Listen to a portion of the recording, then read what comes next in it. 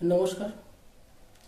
আজকে আমার আলোচনার বিষয় হলো যে আমরা আমাদের চার্ট অনুযায়ী কোন কোন রত্ন ধারণ করলে আমরা সুফল পেতে পারি। দেখুন, আমাদের যে D1 চার্ট, সেই চার্টে লগ্ন, পঞ্চম, নবম এই তিনটে রাশিকে আমরা আমাদের রাশির ভিত বলি। যেমন কোনো একটা বাড়ি তৈরি করতে গেলে যে ভিতটা ভালো হলে সেই বাড়িটা দুতলা বা তিনতলা যাই করুন না কেন সেটা আপনার কোনো প্রবলেম হবে না, সমস্যা হবে না। তেমন যদি আমাদের জন্মছকে লগ্ন, পঞ্চম, নবম এই তিনটে ঘর যদি ভালো থাকে, শক্ত হয়, তাহলে সেই জাতক জাতিকার অবশ্যই করে খুব ভালো বা সুফল তারা পেতে পারে।